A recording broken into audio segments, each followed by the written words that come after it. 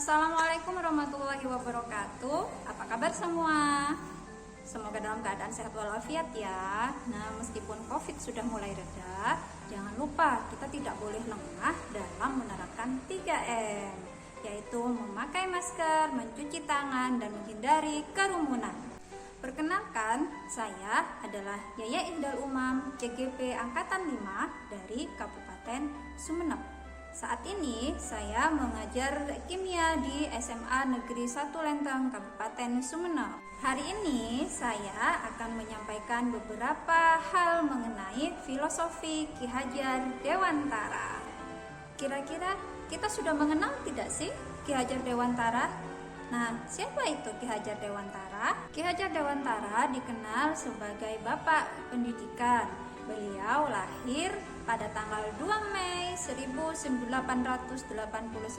di daerah Yogyakarta dengan nama Raden Mas Suwardi.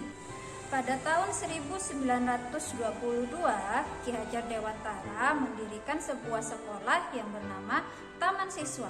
Lembaga ini bertujuan memberikan kesempatan dan hak pendidikan yang sama bagi para pribumi, yaitu rakyat Indonesia, seperti yang dimiliki oleh para priai atau orang-orang Belanda.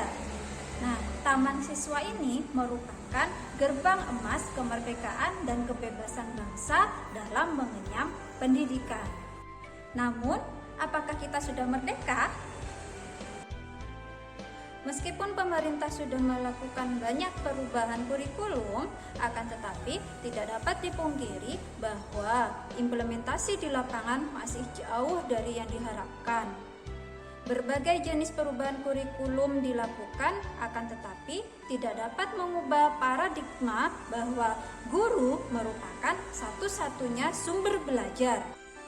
Pembelajaran masih berlangsung dengan menggunakan metode ceramah. Metode ini dapat membuat siswa menjadi manja dan mudah menyerah. Siswa akan merasa malas untuk mencari informasi terkait dengan materi pembelajaran. Siswa hanya akan menunggu dari guru. Kadang siswa sering berkata, sudahlah, besok juga akan dijelaskan.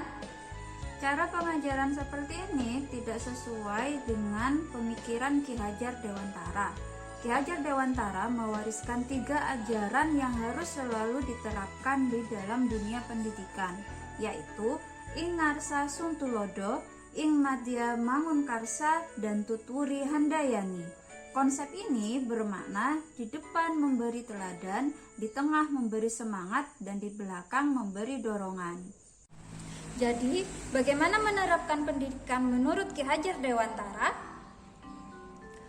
Menurut Ki Hajar Dewantara, pendidikan merupakan proses memberi tuntunan terhadap sesuatu yang dimiliki anak agar anak tersebut mampu mencapai keselamatan dan kebahagiaan yang setinggi-tingginya, baik sebagai individu maupun anggota masyarakat. Jadi, guru sebagai pengajar mempunyai tugas menuntun anak agar dia bisa berjalan hingga akhirnya dia bisa berlari mencapai cita-citanya.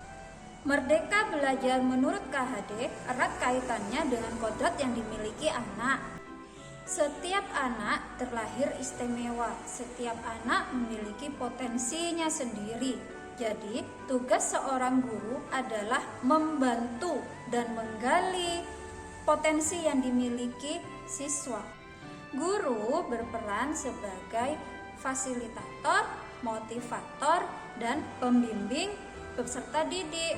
Keberhasilan peserta didik dalam mencari ilmu tergantung dari perlakuan yang diberikan oleh guru.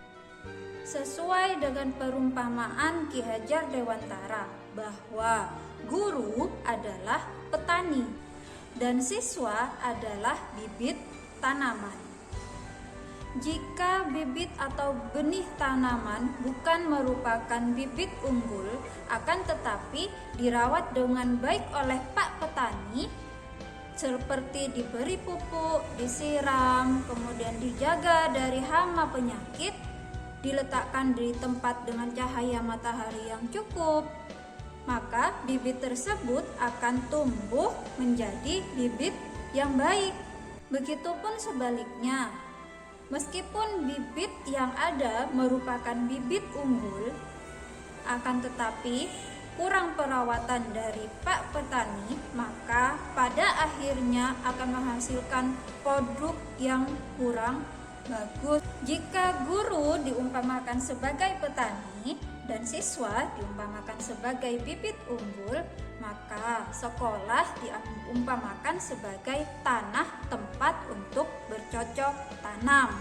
Jadi, guru sebagai petani harus mampu membuat sekolah menjadi lingkungan yang menyenangkan, menjaga dan melindungi murid dari pengaruh-pengaruh buruk. Dengan begitu, karakter murid bisa terbentuk dengan baik. Jadi, marilah kita berusaha membuat sekolah dan diri kita sebagai sesuatu yang selalu dirindukan oleh siswa. Demikian paparan saya mengenai filosofi Ki Hajar Dewantara. Terima kasih sudah menonton video ini. Sampai jumpa di video berikutnya. Wassalamualaikum warahmatullahi wabarakatuh.